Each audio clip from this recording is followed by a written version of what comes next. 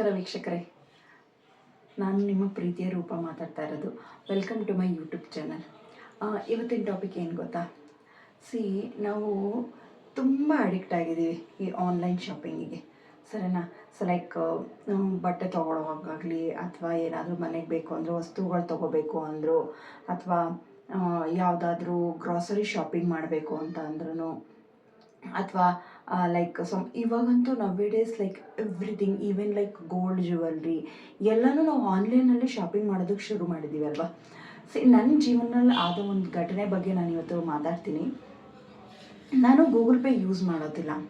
ಯಾಕೆ ಅಂತ ಅಂದರೆ ನನ್ನ ಜೀವನದಲ್ಲಿ ನನಗೊಂದು ಘಟನೆ ನಡೆದಿದೆ. ಅದೊಂದು ಲೈಕ್ ಸ್ಕ್ಯಾಮ್. ನಾನು ಆ ಸ್ಕ್ಯಾಮ್ಗೆ ಟ್ರ್ಯಾಪ್ ಆಗಿದ್ದೆ, ಸರಿನಾ? ಅದು ಹೇಗೆ ಟ್ರ್ಯಾಪ್ ಆಗಿದೆ ಅಂತ ಹೇಳಿ ನಾನು ನಿಮಗೆ ಹೇಳ್ಕೊಡ್ತೀನಿ, ತೋರಿಸ್ತೀನಿ.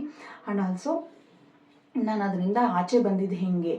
ಆಚೆ ಬಂದಿದ್ದಿಂದ ಸೆನ್ಸ್ ಲೈಕ್ ನಾನೇನು ಅದರಿಂದ ಫುಲ್ಲು ಹೊರಗಡೆ ಅಂತೂ ಬಂದಿಲ್ಲ. Still I loss summon. ನಾನು ಸ್ವಲ್ಪ ದುಡ್ಡು ಕಳ್ಕೊಂಡಿದ್ದೀನಿ, ಆದರೂ ಪರವಾಗಿಲ್ಲ. ಲೈಕ್ ನಂದು ಆ ಥರ ಆಗಿದೆ. ನೀವು ಯಾರೂ ಆ ಥರ ಸ್ಕ್ಯಾಮ್ಗಳು ಸಿಗಾಕೋಬಾರ್ದು ಅಂತ ಹೇಳಿಬಿಟ್ಟು ನಾನು ಇವತ್ತು ಮಾತಾಡ್ತಿದ್ದೀನಿ.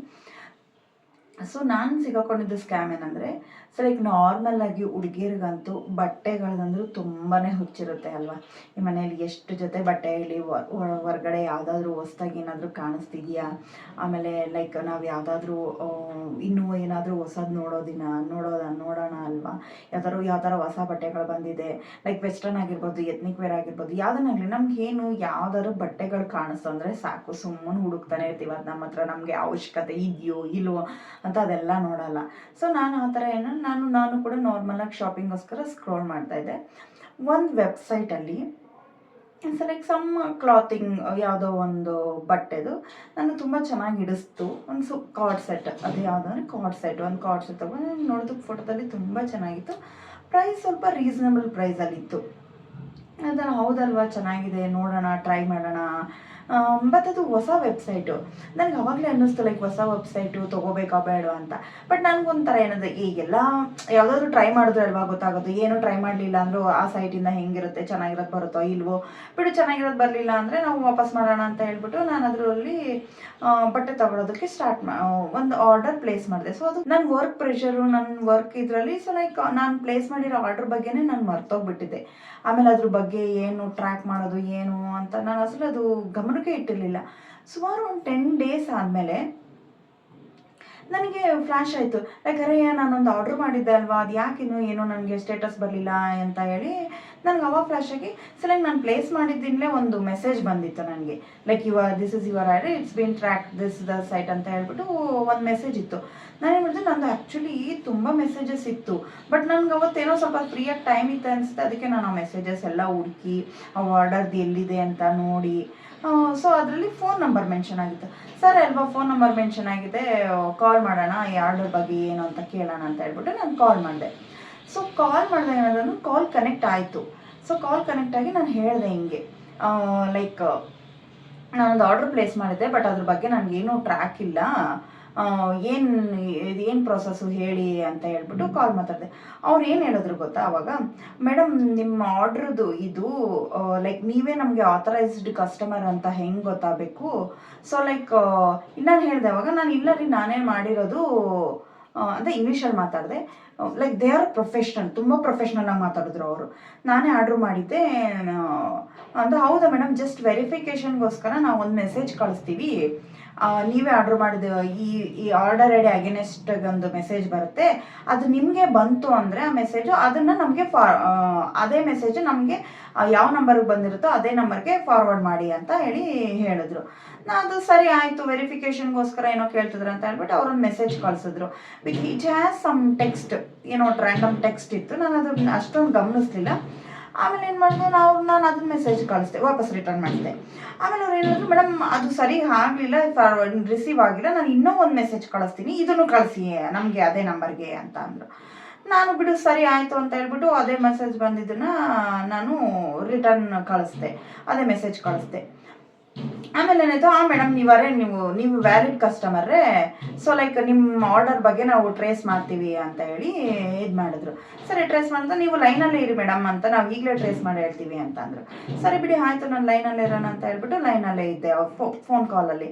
ಆಮೇಲೆ ಏನು ಮಾಡಿದ್ರು, ಮೇಡಮ್ ಇದು ಆರ್ಡರ್ ಏನೋ ಪ್ರಾಬ್ಲಮ್ ಆಗಿದೆ, ಸೊ ನಾವು ನಿಮ್ಮ ಅಮೌಂಟ ರೀಫಂಡ್ ಮಾಡ್ತೀವಿ, ಈ ಆರ್ಡರ್ ಬರಲ್ಲ ಅಂತ ಅಂದರು. ನಾನು ಅದು ಏನಿದು ಇಷ್ಟೊಂದು ದಿನ ಆಯ್ತಲ್ಲ ಇವಾಗ ಆರ್ಡರ್ ಬರಲ್ಲ ಅಂತ ಹೇಳ್ತಾರೆ, ಅದು ನಾವು ಕಾಲ್ ಮಾಡಾದ್ಮೇಲೆ ಈ ಥರ ಹೇಳ್ತಾರೆ. ಇಲ್ಲ ಮೇಡಮ್, ಕೆಲವು ಏನೋ ಒಂದು ಟೆಕ್ನಿಕಲ್ ಇಶ್ಯೂ ಆಗಿ ಏನೋ ಒಂದು ಕತೆ ಹೇಳಿದ್ರು, ಇಶ್ಯೂ ಆಗಿ ಈ ಥರ ಬರೋಕ್ಕಾಗಲ್ಲ, ಸೊ ನಿಮಗೆ ಹೇಳಿ ನಾವು ಈಗಲೇ ನಿಮ್ಗೆ ಇಮಿಡಿಯೇಟಾಗಿ ನಿಮ್ಮ ಅಮೌಂಟ್ ಟ್ರಾನ್ಸ್ಫರ್ ಮಾಡ್ತೀವಿ ಅಂತ ಅಂದರು. ನಾನು ಬಿಟ್ಟು ಹೌದಾ ಸರಿ ಆಯಿತು ಅಂತ ಹೇಳಿ ಇದು ಮಾಡಿದೆ. ಅವ್ರು ಏನು ಹೇಳಿದ್ರು ಅಂದರೆ, ಮೇಡಮ್ ನಿಮ್ಮದು ಬ್ಯಾಂಕ್ ಅಕೌಂಟ್ ನಂಬರ್ ಹೇಳಿ ಅಂತ ಅಂದರು. ನಾನು ಅದನ್ನ ಬ್ಯಾಂಕ್ ಅಕೌಂಟ್ ನಂಬರ್ ಯಾರು ಹೇಳ್ತಾರೆ, ಈ ಥರ ಇದರಲ್ಲಿ ನಾನು ಯಾವ ಆನ್ಲೈನಿಂದ ನಾನು ಪೇ ಮಾಡಿದ್ದೀನೋ ಅದೇ ಇರುತ್ತೆ ಅಲ್ವಾ, ನಿಮ್ಗೆ ಅದನ್ನೇ ರಿಟರ್ನ್ ಮಾಡಿ ಅಂತ ಹೇಳಿದೆ. ಅವ್ರು ಹೇಳಿದ್ರು, ಮೇಡಮ್ ಇಲ್ಲ ಇದು ಸ್ವಲ್ಪ ಪ್ರಾಬ್ಲಮ್ ಆಗಿದೆ, ನಿಮ್ಗೆ ಬ್ಯಾಂಕ್ ಅಕೌಂಟ್ ಅವ್ರಿಗೆ ಅಲ್ಲಿಗೆ ನಂಗೆ ಗೊತ್ತಾಯ್ತು ಅನಿಸುತ್ತೆ, ಬ್ಯಾಂಕ್ ಅಕೌಂಟಿಂದ ಮಾಡಿದ್ರೆ ಇದಾಗುತ್ತೆ ಅಂತನೋ ಏನೋ. ಅವರು ಅಷ್ಟು ಫೋರ್ಸ್ ಮಾಡಲಿಲ್ಲ. ಸರಿ ಮೇಡಮ್, ನಮ್ಮ ಹತ್ರನೇ ಇದೆ ಆ ಡೀಟೇಲ್ಸು, ಆಲ್ರೆಡಿ ಬ್ಯಾಂಕ್ ಡೀಟೇಲ್ಸು, ನೀವೇನು ಅದನ್ನು ಹೇಳಬೇಕಾಗಿಲ್ಲ ಅಂತ ಹೇಳಿ ಇದು ಮಾಡಿದ್ರು. ಆಮೇಲೆ ನಾನೊಂದು ಟ್ರ್ಯಾಪ್ಗೆ ಆ್ಯಕ್ಚುಲಿ ಆ ಟ್ರ್ಯಾಪ್ಗೆ ನನಗೆ ಗೊತ್ತಾಯಿತು, ನಾನು ಇಲ್ಲಿ ಇವಾಗ ಟ್ರ್ಯಾಪ್ ಆಗ್ತಾ ಇದ್ದೀನಿ ಅಂತ ಒಂದು 6 ಸೆನ್ಸ್ ಬಂತು. ಆದ್ರೂ ಕೂಡ ನಾನು ಸ್ವಲ್ಪ ಯಾವ ಥರ ಮೆಂಟಾಲಿಟಿ ಹುಡುಗಿ ಅಂತಂದರೆ, ಯಾವುದನ್ನಾಗಲಿ ಸ್ವಲ್ಪ ಎಕ್ಸ್ಪೀರಿಯೆನ್ಸ್ ಮಾಡೋಣ. ಲೈಕ್ ನಾನು ತುಂಬ ಕೇಳ್ಬರ್ತಿದ್ದೆ, ಲೈಕ್ ಆನ್ಲೈನ್ ಸ್ಕ್ಯಾಮ್ಸ್ಗಾಗ್ತವೆ, ಆನ್ಲೈನ್ ಟ್ರ್ಯಾಪ್ಗಳಾಗ್ತವೆ, ಬಿ ಕೇರ್ಫುಲ್ ಆ ಥರ ಎಲ್ಲ. ಬಟ್ ನನಗೆ ಯಾವುದೂ ಆ ಥರ ನನ್ನ ಲೈಫಲ್ಲಿ ಅದಕ್ಕಿಂತ ಮುಂಚೆ ಯಾವುದೂ ಆ ಥರ ಆಗಿರಲಿಲ್ಲ. ನೋಡೇ ಬಿಡೋಣ ಏನಾಗ್ಬಿಡುತ್ತೆ ಅಂತೇಳಿ ನಾನೊಂದು ಜಸ್ಟ್ ಥಾಟಲ್ಲಿ ನಾನು ಜಸ್ಟ್ ಅಂದ್ಕೊಂಡೆ, ನನ್ನ ಅಕೌಂಟ್ಗಳಲ್ಲಿ ಎಷ್ಟು ಬ್ಯಾಲೆನ್ಸ್ ಇದೆ ಅಂತೇಳಿ. ನಾನು 2 ಅಕೌಂಟ್ ಮೇಂಟೈನ್ ಮಾಡ್ತಿದ್ದೆ. ಒಂದು ಅಕೌಂಟಲ್ಲಿ ಅರೌಂಡ್ ಸಮ್ 500 ರುಪೀಸ್ ಏನೋ ಇತ್ತು, ಇನ್ನೊಂದು ಅಕೌಂಟಲ್ಲಿ 1600 1700 ರೂಪಾಯಿನೋ ಇತ್ತು. ನಾನು ಅಂದ್ಕೊಂಡೆ, ಬಿಡು ಇದು ಕಮ್ಮಿ ಅಮೌಂಟೇ ಅಲ್ವಾ, ದಟ್ಸ್ ಓಕೆ, ಏನಾಗ್ಬಿಡುತ್ತೆ ನೋಡೇ ಬಿಡೋಣ, ಅದು ಹೆಂಗೆ ಟ್ರ್ಯಾಪ್ ಮಾಡ್ತಾರೆ ಅಟ್ಲೀಸ್ಟ್ ನನಗೊಂದು ಎಕ್ಸ್ಪೀರಿಯೆನ್ಸ್ ಆಗುತ್ತೆ ಅಲ್ವಾ, ಸೊ ದಟ್ ನಾನು ಪ್ರಿಕಾಷನ್ ಮುಂದಕ್ಕೆ ಜಾಗೃತ ಇರೋದು. ನಾನು ಸ್ವಲ್ಪ ಆ ಥರ ಸರಿ ಬಿಡು ನೋಡೇ ಬಿಡೋಣ ಅಂತ. ಅವ್ರು ಏನಾದ್ರು ಮೇಡಮ್, ನೀವು ಯಾವುದೋ ಒಂದು ಕೋಡ್ ಕಳಿಸಿ, ಈ ಕೋಡ್ ಕಳಿಸಿದ್ದಕ್ಕೆ ಈ ಕೋಡ್ನ ನಮಗೆ ಮತ್ತೆ ಅದೇ ಇದನ್ನ ರಿಪ್ಲೈ ಮಾಡಿ ಮೆಸೇಜ್ಗೆ ಮತ್ತೆ ಅದೇ ಕೋಡ ವಾಪಸ್ ಕಳಿಸಿ, ಆ ಕೋಡ್ ಜೊತೆಗೆ ನಿಮ್ಮದು ಅಕೌಂಟ್ ಪಿನ್ ಇರುತ್ತೆ ಅಲ್ವಾ, ಲೈಕ್ ಗೂಗಲ್ ಪಿನ್ಗೆ ನಾವು ಯೂಸ್ ಮಾಡ್ತೀವಿ ಅಲ್ವಾ, ಅದನ್ನು ಆ್ಯಡ್ ಮಾಡಿ ಆ ಕೋಡ ನಮಗೆ ಮಾಸ್ಕ್ ಆಗುತ್ತೆ ಮೇಡಮ್, ಕಳಿಸಿ ಅಂತ ಹೇಳಿದ್ರು. ನನಗೆ ಅಲ್ಲೂ ಗೊತ್ತಾಯಿತು ಲೈಕ್ ಏನೋ ಟ್ರ್ಯಾಪ್ ಆಗ್ತಿದೆ ಅಂತ ಹೇಳ್ಬಿಟ್ಟು. ನಾನು ಆದ್ರೂ ನೋಡೋಣ ಬಿಡು ಅಂತ ಹೇಳ್ಬಿಟ್ಟು ನಾನು ಕಳಿಸ್ದೆ. ಸೊ ನಾನು ಫಸ್ಟ್ ಟೈಮ್ ಏನು ಮಾಡ್ತಾ ಅಂದೆ ಅಂದರೆ, ನಂದು ಆ್ಯಕ್ಚುಯಲ್ ಪಿನ್ ಅಲ್ಲ, ಬೇರೆ ಪಿನ್ನ ಇದು ಮಾಡಿ ಕಳಿಸ್ದೆ. ಅವರು ಮೇಡಮ್ ಇಲ್ಲ ಇದು ನೀವು ಕರೆಕ್ಟಾಗಿ ಕಳಿಸಿಲ್ಲ, ಅವರು ಜಸ್ಟ್ ಏನೋ ಮಾಡಿದ್ದಾರೆ, ಕರೆಕ್ಟಾಗಿ ಕಳಿಸಿಲ್ಲ ಅಂತ ಅವ್ರಿಗೆ ಗೊತ್ತಾಯಿತು. ನಾನು ಮಾಡಿದೆ, ಆಮೇಲೆ ಏನು ಮಾಡಿದೆ, ಕರೆಕ್ಟ್ ಪಿನ್ನೇ ಕಳಿಸಿ. ನಂದು ಇನ್ನೊಂದು ಮಿಸ್ಟೇಕ್ ಏನು ಮಾಡಿದೆ ಅಂದರೆ, ನಂದು 2 ಗೂಗಲ್ ಪೇಯಲ್ಲಿ ಲಿಂಕಲ್ಲಿರೋದು ಒಂದೇ ಪಾಸ್ವರ್ಡ್ ಇಟ್ಟಿದ್ದೆ. ಲೈಕ್ ಇವಾಗ ನಾನು 2 ಗೂಗಲ್ ಪೇ ಅಕೌಂಟ್ ಮೇಂಟೈನ್ ಮಾಡ್ತಿದ್ದೆ ಅನ್ಕೋ, 2 ಗೂಗಲ್ ಪೇ ಅಕೌಂಟ್ಗೂ ಲೈಕ್ ಪಿನ್ ಬರುತ್ತೆ ಅಲ್ವಾ, ಸೊ ನಾನು ಒಂದೇ ಪಿನ್ ಇಟ್ಟಿದ್ದೆ. ದಯವಿಟ್ಟು ಆ ಥರ ಒಂದೇ ಪಿನ್ ಇಡೋಕೆ ಹೋಗ್ಬೇಡ್ರಿ, ಡಿಫ್ರೆಂಟ್ ಪಿನ್ಸ್ ಇಡ್ರಿ. ಯಾವ್ದು ನೀವು ಎಷ್ಟು ಅಕೌಂಟ್ ಯೂಸ್ ಮಾಡ್ತಿದ್ರು ಬಟ್ ಅದನ್ನ ನೆನ್ಪಿಟ್ಕೊಳ್ಳಿ, ಆದರೆ ಸೇಫರ್ ಸೈಡ್ಗೆ ಡಿಫ್ರೆಂಟ್ ಪಿನ್ ಇಡಿದೆ. ನಂದೇನಾಗಿತ್ತು ಅಂದರೆ 2 ಅಕೌಂಟ್ಗೂ ಒಂದೇ ಪಿನ್ ಇತ್ತು. ಸರಿ ಅಂತ ಹೇಳ್ಬಿಟ್ಟು ನಾನು ಆ್ಯಕ್ಚುಯಲ್ ಪಿನ್ನ ಮಾಸ್ಕ್ ಮಾಡಿ ಕಳಿಸ್ಬಿಟ್ಟೆ ನಾನು. ಸೊ ಅವ್ರು ಡಿಕೋಡ್ ಮಾಡಿ ನನ್ನ ಅಕೌಂಟಿಂದ ಪಟ್ ಅಂತ ಇನ್ಸ್ಟಂಟಲ್ಲಿ ದುಡ್ಡು ಹೋಯ್ತು ನನಗೆ. ಅಲ್ಲಿವರೆಗೂ ನಾನು ಸುಮ್ಮನೆ ಬಕ್ಕೋತಿ ಥರ ಇದರಲ್ಲಿ ಅವ್ರು ಏನು ಕತೆಗಳು ಹೇಳ್ತಾ ಇದ್ದಾರೆ ಅವ್ನು ಕೇಳ್ಕೊಂಡು ಕೂತ್ಬಿಟ್ಟಿದ್ದೀನಿ. ನನಗೆ ಗೊತ್ತಾಯಿತು ನಂದು ಅಮೌಂಟ್ ಹೋಯ್ತು. ಲೈಕ್ 2 ಅಕೌಂಟೇ, ಒಂದು ಇಮ್ಮಿಡಿಯೇಟಾಗಿ ಫಟ್ ಅಂತ ಒಂದು ಅಕೌಂಟ್ ಆಯಿತು. ಅವಾಗ ಇನ್ನೂ ನಾನು ಸ್ಟಿಲ್ ಲೈನಲ್ಲೇ ಇದ್ದೆ. ನನ್ನ ಮೆಸೇಜ್ ಬಂತು. ನಾನು ಅವಾಗಂದ್ರೆ ಏನು ರೀ ನೀವು ನನ್ನ ದುಡ್ಡು ತೊಗೊಳ್ತಿದ್ದೀರಾ, ಹಿಂಗೆ ನನ್ನ ಅಕೌಂಟ್ ಇದು ಮಾಡ್ತಿದ್ದೀರಾ ಅಂತಂದರೆ ಅವರು ನಗ್ತಾರೆ.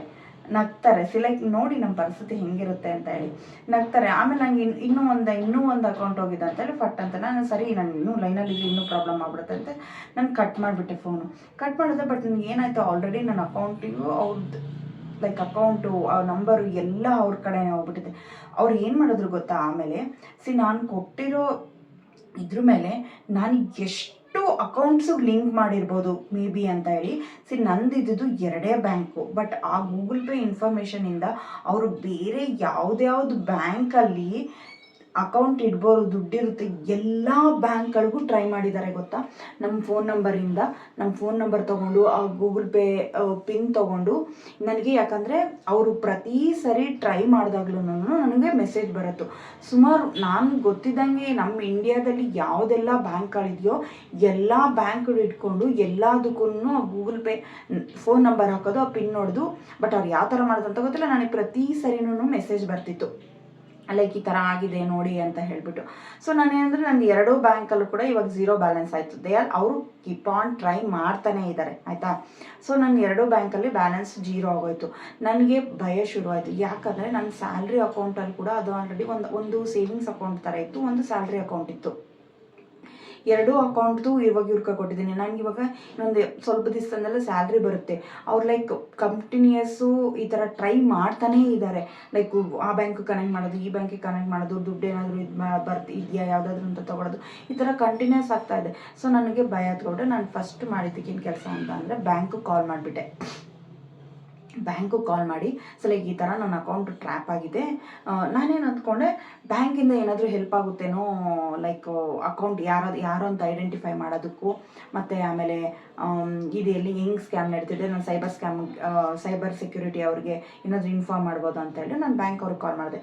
ಬ್ಯಾಂಕ್ ಅವ್ರಿಗೆ ನಾನು ಏನಾಯಿತು ಅಂತ ಹೇಳಿ ಪ್ರೊಸೀಜರ್ ಅವ್ರು ಹೇಳಿದ್ರು, ಮೇಡಮ್ ನೀವು ಪಿನ್ ಶೇರ್ ಮಾಡಿದ್ದೀರಾ, ಯಾವುದೋ ಒಂದು ರೀತಿಯಲ್ಲಿ ನಾನು ಅಂದ್ಕೊಂಡು ಇದು ಆಟೋ ಡೆಬಿಟ್ ಆಗಿರುತ್ತೆ ಅಲ್ವಾ, ನಿಮ್ಗೆ ಗೊತ್ತಾಗುತ್ತೆ ಬ್ಯಾಂಕಿಂದ ಏನಾದರೂ ಸೆಕ್ಯೂರ್ ಮಾಡಿ ಅಂತಂದರೆ. ಅವ್ರು ಏನು ಹೇಳಿದ್ರು, ನೀವು ಪಿನ್ ಶೇರ್ ಮಾಡಿದ್ದೀರಾ ಮೇಡಮ್, ಇದು ಆಟೋ ಡೆಬಿಟ್ ಅಲ್ಲ, ನೀವು ಪಿನ್ ಶೇರ್ ಮಾಡಿರೋದ್ರಿಂದ ಈ ಥರ ನಿಮಗೆ ದುಡ್ಡು ಹೋಗಿದೆ ಅಷ್ಟೇ, ಇಲ್ಲಾಂದರೆ ಆಟೋಮೆಟಿಕ್ಕಾಗಿ ದುಡ್ಡು ಹೋಗ್ತಿರ್ಲಿಲ್ಲ ಅಂತ ಹೇಳಿ ಅದು. ಸೊ ಮಿಸ್ಟೇಕ್ ನಂದಿದೆ, ಸೊ ನಾನು ಆಕ್ಸೆಪ್ಟ್ ಮಾಡಲೇಬೇಕು. ಸೊ ಅವಾಗಂತ ಸರ್ ನಾನು ಹೇಳಿದೆ, ಸರ್ ನಾನು ಇವಾಗ ಏನು ಮಾಡ್ಬೋದು, ಇವಾಗ ನನಗೆ ಈ ಥರ ಆಗಿಬಿಟ್ಟಿದೆ, ನನ್ನ ಅಕೌಂಟ್ ನನ್ನ ಅವ್ರ ಕೈಯಲ್ಲಿದೆ, ನಾನು ಏನು ಮಾಡಬೇಕು, ನಾನು ಕಂಪ್ಲೀಟ್ ಅಕೌಂಟು ಕ್ಲೋಸ್ ಮಾಡಿಬಿಡ್ಬೇಕಾ, ಯಾಕಂದರೆ ನನಗಿದು ಸ್ಯಾಲ್ರಿ ಅಕೌಂಟ್ ಕೂಡ ಆಗ್ತಿದೆ ಮತ್ತದೆಲ್ಲ ಪ್ರೊಸೀಜರ್. ಮೇಡಮ್ ನೀವು ಅಕೌಂಟೆಲ್ಲ ಏನು ಸ್ಟಾರ್ಟ್ ಮಾಡಬೇಕಲ್ಲ, ನಿಮ್ಮದು ಆಗಿರೋದು ಗೂಗಲ್ ಪೇಯಿಂದ. ಸೊ ನೀವು ಏನು ಮಾಡ್ತೀರಾ ಅಂದರೆ ಫಸ್ಟು ನೀವು ಗೂಗಲ್ ಪೇನ ಕಂಪ್ಲೀಟಾಗಿ ಅನ್ಇನ್ಸ್ಟಾಲ್ ಮಾಡಿಬಿಟ್ಟು ನಿಮ್ಮ ಅಕೌಂಟ್ನ ಡಿಲೀಟ್ ಮಾಡಿ. ಗೂಗಲ್ ಪೇಯಿಂದ ಯಾವುದೆಲ್ಲ ಅಕೌಂಟ್ ಇದೆಯೋ ಅದೆಲ್ಲ ಡಿಲೀಟ್ ಮಾಡಿ ಅಂತ ಅಂದರು. ನಾನು ಆ ಕೆಲಸ ಮಾಡಿಬಿಟ್ಟೆ. ಇಮ್ಮಿಡಿಯೇಟಾಗಿ ಅಕೌಂಟು ನನ್ನ ಗೂಗಲ್ ಪೇಗೆ ನನ್ನ ಫೋನ್ ನಂಬರ್ಗೆ ಲಿಂಕ್ ಆಗಿರೋ ಗೂಗಲ್ ಪೇ ಅಕೌಂಟ್ಸ್ ಎಲ್ಲನೂ ಡಿಲೀಟ್ ಮಾಡಿಬಿಟ್ಟೆ, ಅನ್ಇನ್ಸ್ಟಾಲ್ ಮಾಡಿಬಿಟ್ಟೆ ಗೂಗಲ್ ಪೇನ.